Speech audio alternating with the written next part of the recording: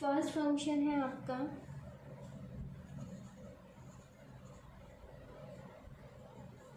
ABS, ठीक है, ABS x, it means absolute function, कि इसमें हमें क्या मिलती है, राउंड होके वैल्यू मिल जाती है। एब्सोल्यूट में हमेशा आपकी जो वैल्यू आएगी वो पॉजिटिव आएगी। फ्लोटिंग पॉइंट नंबर भी ले सकता है और आपका इंटीजर पॉइंट भी जो है ले इंसर्ट करेगा, लेकिन जो रिजल्ट आएगा वो ऑलवेज पॉजिटिव आएगा, ठीक है। जैसे कि फॉर एग्जांपल आप लिख रहे हैं ABS -12, तो उसका रिजल्ट क्या आ रहा है, आपका वैल्यू जो रिटर्न हुई वो कैसी हुई, आपकी पॉजिटिव वैल्यू। सेकंड, अगर इन केस हम फ्लोटिंग वैल्यू इंसर्ट कर रहे हैं माइनस, ठीक है, तो रिजल्ट कैसा आया 12.4। और इन केस अगर हमने पॉजिटिव वैल्यू ही इंसर्ट करी है तो भी हमारा रिजल्ट जो है वो पॉजिटिव आएगा। ABS मीन्स एब्सोल्यूट वैल्यू हमारी रिटर्न होती है, इट मीन्स पॉजिटिव वैल्यू जो है वो रिटर्न होती है। नेक्स्ट जो है आपका फंक्शन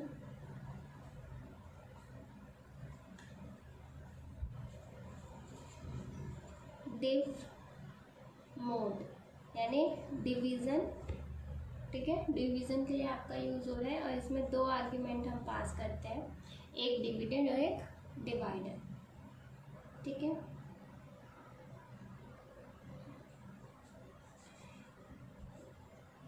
तो अगर हम एग्जांपल देखते हैं, for example div mode bracket में 7,2, ठीक है, इट मीन्स कि 7 को हम डिवाइड कर रहे हैं 2 से। तो जब हम 7 को 2 से डिवाइड करेंगे तो हमारा क्वेश्चन कितना आएगा 3 और रिमाइंडर कितना आएगा 1। तो हमारा जो रिजल्ट आएगा, जो हमें रिटर्न होगी वैल्यू, वो होगी हमें 3,1 की फॉर्म में। मीन्स कि 3 हमारा क्वेश्चन है और 1 हमारा रिमाइंडर, ठीक है। अगर हम फ्लोटिंग वैल्यू इसमें इनपुट करेंगे तो हमें रिटर्न जो आउटपुट मिलेगा वो भी फ्लोटिंग वैल्यू ही मिलेगा। नेक्स्ट आपका जो फंक्शन है वो है सम फंक्शन। ये फंक्शंस है आपके, ठीक है, सम, और इसके अंदर आप कोई भी आइटरेटेबल, देखिए आइटरेबल वर्ड इसमें यूज़ किया है, यानी कि कोई भी सीक्वेंस आप इसमें दे सकते हैं। जैसे कि आप इसमें कोई भी लिस्ट इंसर्ट कर सकते हो, कोई भी टपल इंसर्ट कर सकते हो और सेट्स भी इंसर्ट कर सकते हो। सेट जो होता है वो भी इंसर्ट कर सकते हो, कुछ भी इंसर्ट करोगे तो जो भी लिस्ट आप इसमें प्रोवाइड कर रहे हो उस सब का सम आपको रिटर्न होगा। एग्जाम्पल के लिए सम 2, 3, 4, तो ये हमने क्या प्रोवाइड करी है, लिस्ट।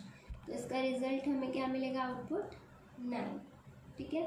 इन केस अगर हम कोई फ्लोटिंग वैल्यू इसमें इंसर्ट कर रहे हैं, फॉर एग्जांपल 2.5, 6, 4.2, तो भी हमें रिजल्ट क्या मिलेगा, फ्लोटिंग पर, क्योंकि फ्लोटिंग वैल्यू आ गई है तो फ्लोटिंग ही हमें आंसर मिलेगा। तो ये है आपका सम।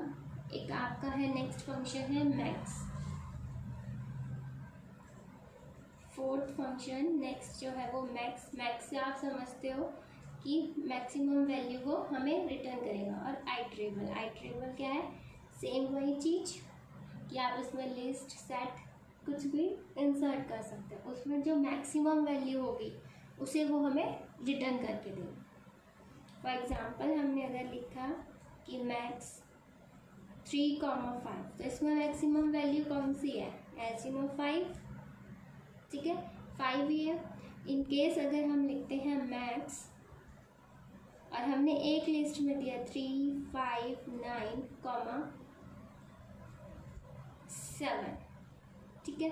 अब इसमें जो मैक्सिमम वैल्यू है वो क्या है, अब आप देखोगे तो कहोगे मैम मैक्सिमम वैल्यू तो 9 है, बट ये हमें जो आउटपुट रिटर्न करेगा वो 7 रिटर्न करेगा। क्यों, क्योंकि ये फर्स्ट जो एलिमेंट है उसको मैच कर रहा है, 3 और 7 के अंदर कंपैरिजन कर रहा है।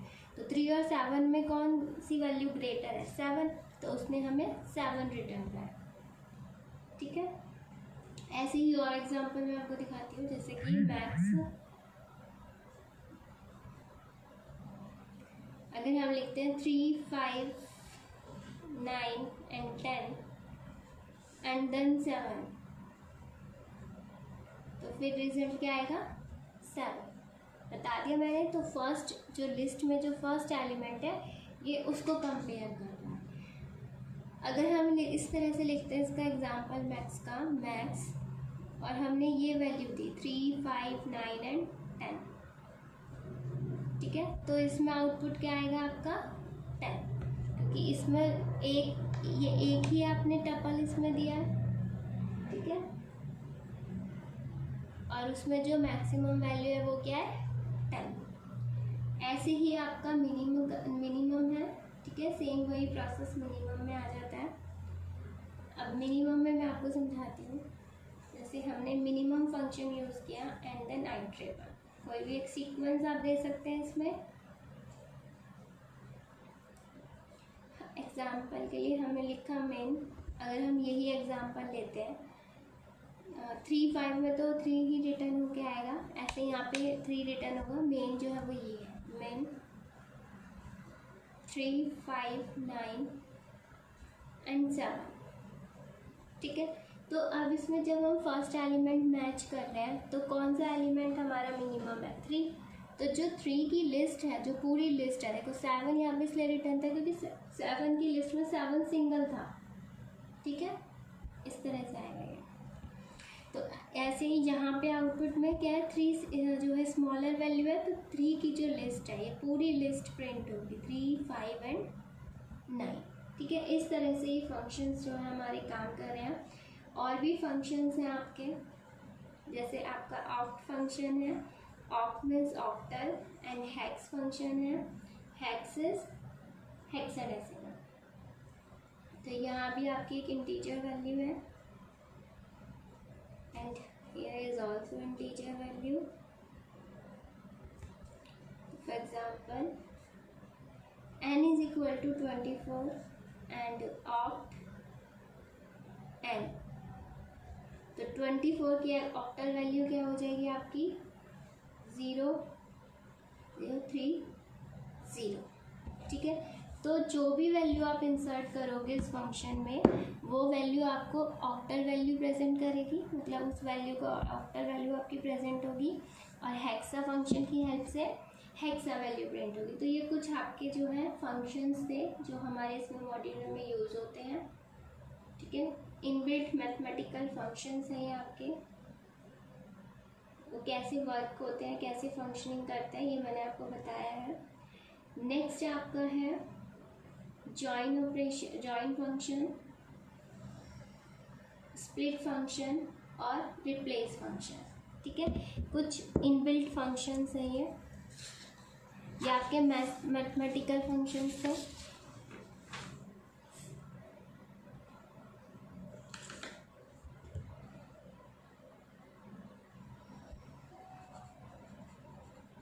पाइथन इनबिल्ट स्ट्रिंग फंक्शन, ठीक है। ये कौन से फंक्शन है आपके स्ट्रिंग के फंक्शन है, और जो मैंने वो पहले बताए थे वो आपके मैथमेटिकल यानी इंटीजर फंक्शन थे एक तरीके से, जिसमें वैल्यू पे वर्क हो रहा था। यहाँ पे आपके 3 फंक्शंस हैं, एक है आपका जॉइन फंक्शन और एक है आपका split and replace, okay. One by one मैं आपको बताती हूँ। सबसे पहले आपका है join function.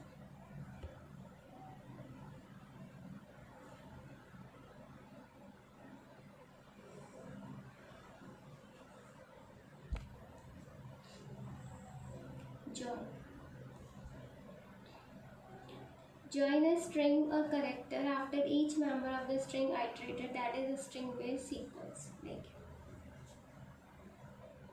joins a string और कैरेक्टर, आप कोई कैरेक्टर भी उसमें ज्वाइन कर सकते हो और कोई स्ट्रिंग भी, ठीक है। किसमें सब स्ट्रिंग को स्ट्रिंग के अंदर, that is string after each member of the string iterator, that is a string based sequence, string based sequence। ठीक है, हर एक करेक्टर के बाद, ठीक है, हर एक करेक्टर के बाद हम उसको ज्वाइन करेंगे। कैसे? फॉर एग्जाम्पल सबको ज़्यादा क्लियर होगा। हमने क्या ज्वाइन करना है? स्ट्रिंग, यानी कि एक एस्ट्रिक को, किसी करेक्टर को हमने ले लिया, एस्ट्रिक ले लिया, हमें इसको ज्वाइन करना है। डॉट ज्वाइन, किस में ज्वाइन करना है? हेलो में। ओके, तो इसका आउटपुट क्या आएगा हमारा? H asterisk E asterisk L asterisk L asterisk O. It means कि हर एक करेक्टर के बाद, इसने कहा है ना each member the string iterator. Iterator मतलब क्या होता है कि 1 बाय 1 वो एक एक कैरेक्टर को हमारा ले रहा है। तो उसने पहले एक एच कैरेक्टर लिया, फिर उसमें एस्ट्रिक ऐड करा, फिर ई लिया, फिर उसमें एस्ट्रिक ऐड करा, फिर एल लिया, फिर एस्ट्रिक। तो वो ज्वाइन कर रहे हैं किसी स्ट्रिंग को या कैरेक्टर को, जो भी आपने यहाँ पे दिया है। After each member of the string, जो स्ट्रिंग यहाँ आपने दिया है, ठीक है, ये str सब स्ट्रिंग है जिसे आप ज्वाइन करो इसके अंदर। तो इस स्ट्रिंग के अंदर आइटरेटर क्या है कि पहले एक लिया, फिर ज्वाइन किया, फिर सेकेंड, रेंज की तरह वर्क कर रहा है। जैसे हमने फंक्शन फॉर लूप में रेंज पढ़ा था कि एक एक कैरेक्टर को ये एक्सेस कर रहा है। That is a string based sequence, sequentially. एक और एग्जांपल से मैं बताती हूँ आपको।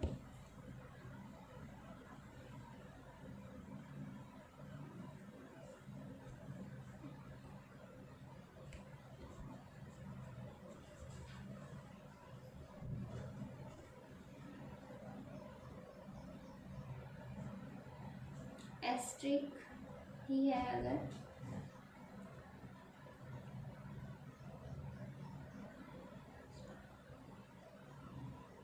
देखिए अगर हमने यहाँ डॉलर का साइन लिया, डॉट ज्वाइन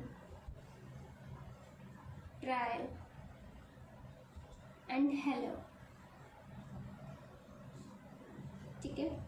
तो अब यहाँ पे क्या है, सीक्वेंस क्या है, यहाँ पे तो एक ही स्ट्रिंग थी, ठीक है, यहाँ पे एक ही स्ट्रिंग थी, तो उसने एक एक कैरेक्टर को लिया। लेकिन यहाँ पे हम क्या यूज़ कर रहे हैं, हम यहाँ यूज़ कर रहे हैं लिस्ट, और इसकी इंडेक्स वैल्यू क्या हो जाएगी, पहले इसकी 0 एंड देन इसकी 1। तो अब ये क्या एक्सेस करेगा, ये पूरा एलिमेंट एक्सेस करेगा, पूरा एक ट्रायल को एक्सेस करेगा। अब ये ट्रायल के अंदर TRI को एक्सेस नहीं करेगा, क्योंकि यहाँ पे हम क्या यूज़ कर रहे हैं, लिस्ट। ये हमने लिस्ट बनाई है ना, तो हम यहाँ लिस्ट यूज़ कर रहे हैं। ये फंक्शन है तो इसको इस तरह से लिखेंगे, ठीक है।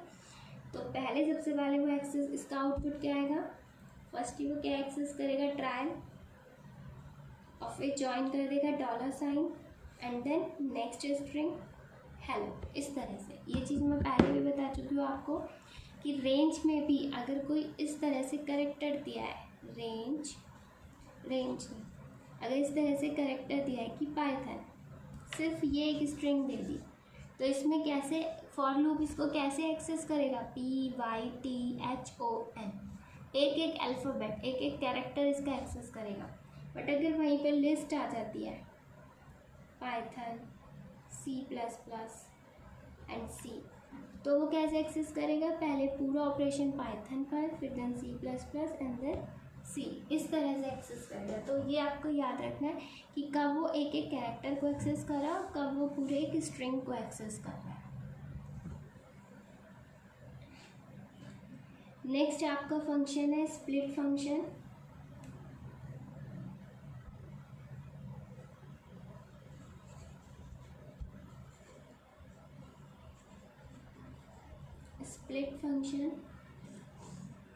स्प्लिट फंक्शन क्या करता है, स्प्लिट फंक्शन के अंदर आप जो भी डिफाइन करोगे कि कहाँ से आपको, आप इसे स्प्लिट करना चाहते हो, उसे तोड़ना चाहते हो, वो वैल्यू आपकी वहीं से ब्रेक हो जाएगी, ठीक है।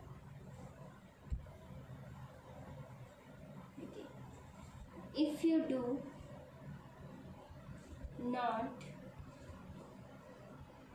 Provide any argument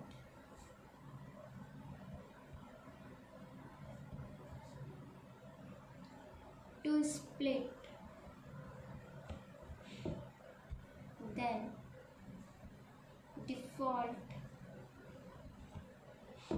will split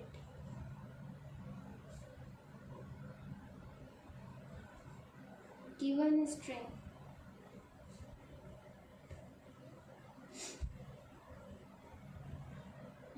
considering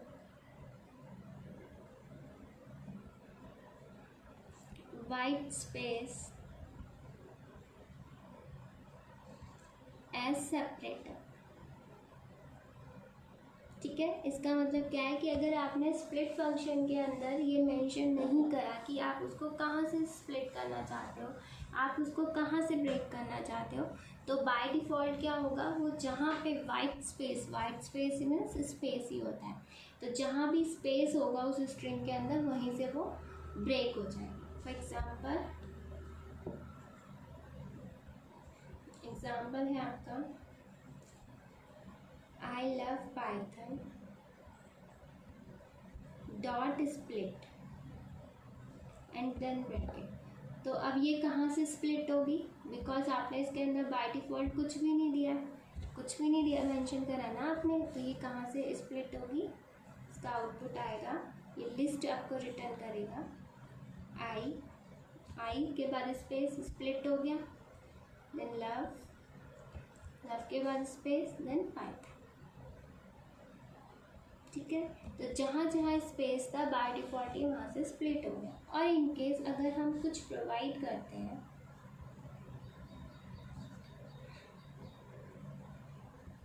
dot split और हमने डबल कोट्स दिया है, डबल कोट्स में बीच में स्पेस है, तो भी इसका मतलब क्या है कि हम इसमें क्या प्रोवाइड कर रहे हैं, स्पेस। तो जहाँ जहाँ स्पेस है वो वहाँ पे स्प्लिट हो जाएगा, तो सेम यही रिजल्ट आएगा।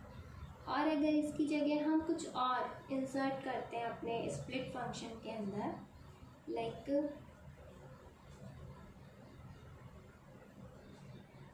स्प्लिट डबल कोट्स में ओ, तो अब यहाँ पे क्या रिजल्ट आएगा कि इस स्ट्रिंग के अंदर जहाँ पर भी ओ वर्ड आएगा वो वहाँ से स्प्लिट हो जाएगा। ठीक है, वहाँ से ब्रेक हो जाएगा। तो क्या आएगा आपका पहली फर्स्ट स्ट्रिंग, तो यहाँ से यहाँ तक क्या आएगी, I space L,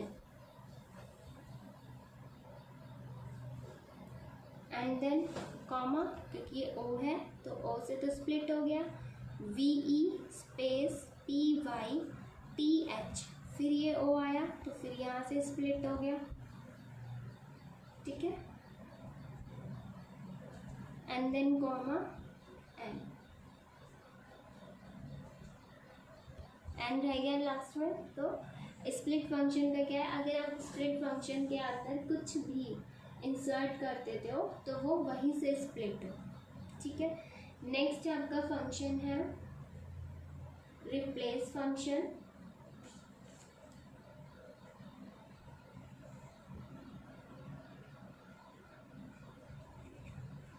replace function आपको पता है कि हमें कोई भी स्ट्रिंग रिप्लेस करनी है। ठीक है, एक स्ट्रिंग हमें मिली हुई है और हम उसके किसी एक पार्ट को क्या करना चाहते हैं, रिप्लेस करना चाहते हैं, किसी और के साथ कन्वर्ट करना चाहते हैं। जैसे कि आपको दे रखा है आई पाइथन देन स्प्लिट,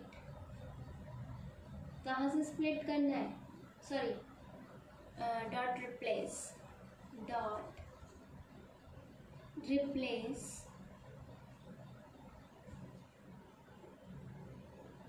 रिप्लेस क्या करना है, पाइथन की जगह हमें रिप्लेस करना है प्रोग्रामिंग। ठीक है, यानी कि जो पाइथन वर्ड लिखा है उसकी जगह प्रोग्रामिंग वर्ड आ जाए, तो आपका आउटपुट क्या आएगा, आई लव प्रोग्रामिंग। ठीक है, तो ये क्या है, आपके 3 स्ट्रिंग फंक्शन है जो कि मॉड्यूल के अंदर डिफाइन है। इसके अलावा बाकी जो फंक्शंस थे वो कैसे फंक्शंस थे आपके, मैथ फंक्शन। अब कुछ आपके स्टैंडर्ड लाइब्रेरी मॉड्यूल फंक्शंस हैं वो मैं आपको बताती हूँ।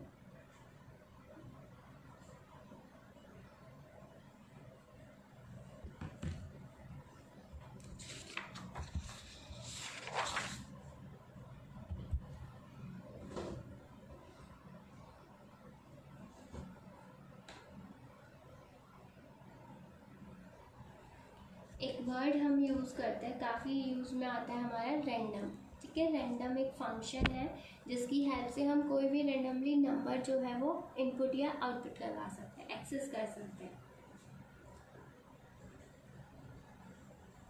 Using random module. और उस नंबर के लिए हमें कौन सा मॉड्यूल यूज़ करना पड़ेगा? रैंडम मॉड्यूल को हम इंपोर्ट करेंगे तभी हम उसको यूज़ कर सकते हैं। ठीक है, it provides a random number. ये मॉड्यूल क्या प्रोवाइड करता है? It provides a random number.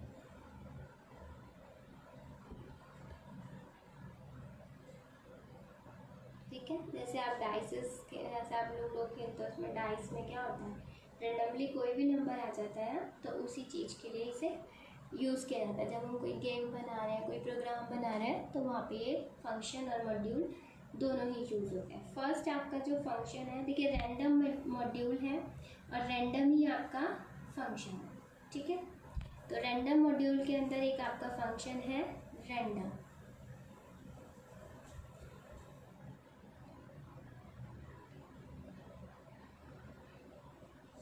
अब ये क्या रिटर्न करता है? It returns a random floating point number. कोई भी फ्लोटिंग पॉइंट नंबर जो है, फ्लोटिंग नंबर यानी डॉट वाला जो नंबर है, उसको ये रिटर्न कर देता है। ठीक है, और इसकी जो रेंज होगी, ये आप याद रखना कि इसकी जो रेंज होगी, इन द रेंज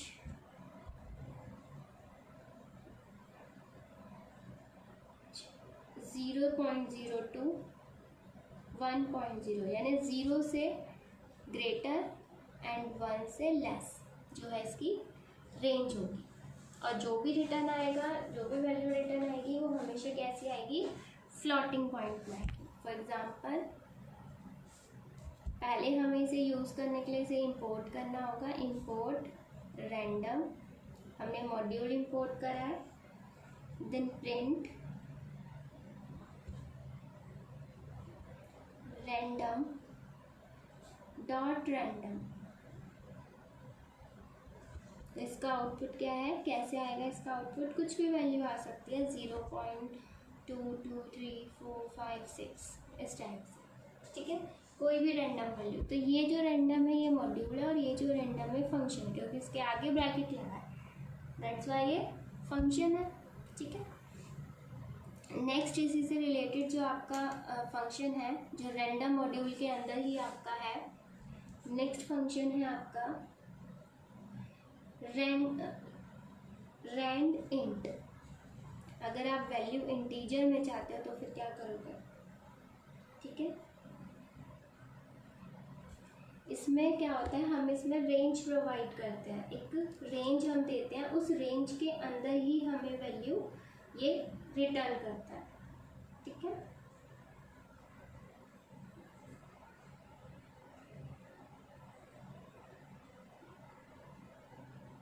देखिए फॉर एग्जांपल यहाँ लिख देती हूँ, it returns a random integer and in the range.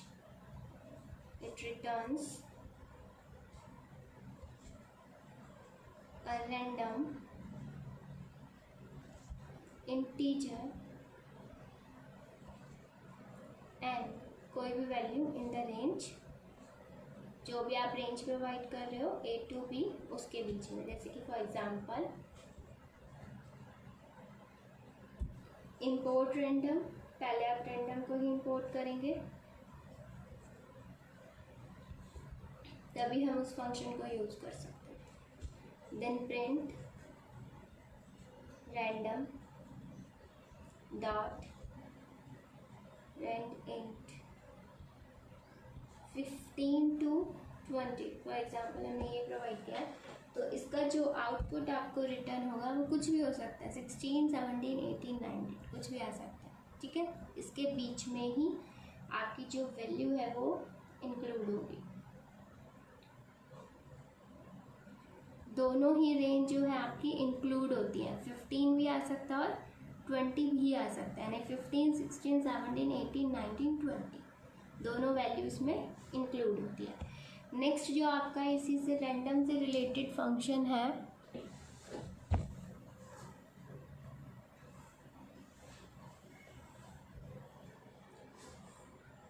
वो है आपका random uniform number. Random uniform A to B, ठीक है। अब इसमें रैंडम यूनिफॉर्म में A to B की ही रेंज है, जैसे कि आपकी रैंडइंट में A to B की रेंज थी, ठीक है यहाँ पे। लेकिन यहाँ पे जो वैल्यू आपकी रिटर्न हो रही थी वो कैसी हो रही थी, इंटीजर वैल्यू, बट यहाँ पे कैसी रिटर्न होगी, floating value.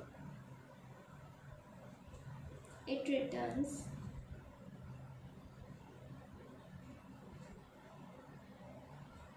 a random floating point number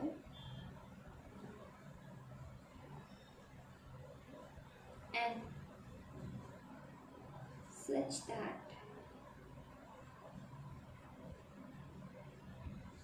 a is less than greater than n, यानी a भी हो सकता है less than greater than b, ठीक है। यानी कि जो रेंज होगी वो a के इक्वल और a से ग्रेटर होगी और b के इक्वल और b से लेस होगी। For example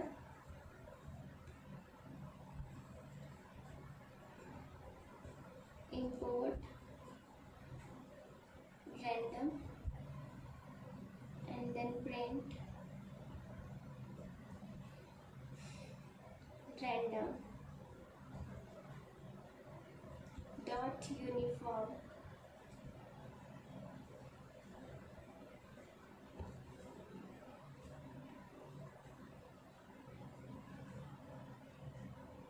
random dot uniform, और उसमें आप अपनी रेंज दे सकते हैं जहाँ से जहाँ तक आप वैल्यू चाहते हो। बट इसमें जो आउटपुट आएगा वो कैसा आएगा तो 11 से 55 तक की रेंज का, 11, 12, 13, 14, 15, 16, 17। बट जो रिजल्ट आएगा इसकी बीच के रेंज में वो आएगा आपका फ्लोटिंग नंबर, जैसे कि फॉर एग्जांपल 41.3451891317353 इस टाइप से, ठीक है। इन दोनों की बीच की रेंज आएगी, लेकिन आएगी वो फ्लोटिंग पॉइंट में ही। नेक्स्ट जो आपका फंक्शन है वो है आपका रैंडम में ही, रैंडम उसका मॉड्यूल है और रैंड रेंज फंक्शन एक तरीके से है। रैंडम डॉट रैंड रेंज, ठीक है। इसमें 3 पॉइंट्स हैं आपके, आर्ग्यूमेंट्स हैं स्टार्ट, स्टॉप एंड स्टेप। ये आप बहुत अच्छे से जानते हो। स्टार्ट, स्टॉप, स्टेप क्या होता है कि कहाँ से हमें स्टार्ट करना है, किस रेंज तक हमें लेके जाना है, एंड स्टेप यानी कितने पार्ट्स हमें कितना उसको स्किप करना है। अगर 2 लिखा है तो 2 पॉइंट्स हमें स्किप करते जाएंगे, जैसे 1 हमने इंसर्ट किया, 2, 3 स्किप कर दिया, देन 4 इंसर्ट कर लिया, 5, 6 स्किप कर दिया। तो इस तरह से हमारे ये स्टेप्स होते हैं।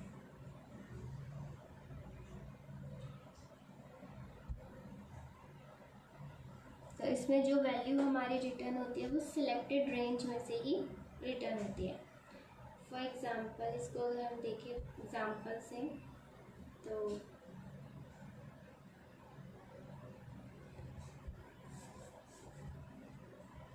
इंपोर्ट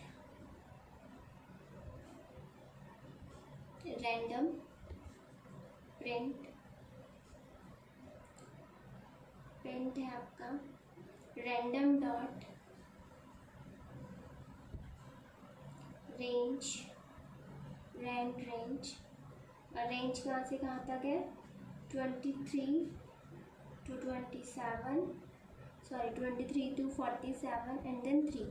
तो जो स्टार्टिंग वैल्यू होगी वो 23 से होगी, जो एंडिंग वैल्यू होगी वो आपकी 47 होगी, लेकिन जो भी वैल्यू होगी वो कैसी होगी, जैसे 23 है तो 24, 25, 26 स्किप कर दिए, 24, 25, 26 और फिर 27, 28, 29, 30 देन 31, 32, 33, 34, देन 35, 36, 37, 38, देन 39। तो इनमें से आपकी जो है वो रेंज बनेगी कि 3 पॉइंट्स हमें क्या करना है, उसके 3 वैल्यूज़ की स्किप करनी है। तो इसमें से कोई भी वैल्यू आपकी आ जाएगी, फॉर एग्जांपल 39। तो इस तरह से ये फंक्शन जो है आपके रैंडम फंक्शन जो है वो बहुत इंपॉर्टेंट होते हैं, वो आपके काम करेंगे, ठीक है। और भी बहुत सारे स्ट्रिंग के फंक्शंस हैं, जैसे अपर केस, लोअर केस, ये सब बहुत आप इनसे फैमिलियर होंगे, कोई बहुत बड़ी चीज़ नहीं है।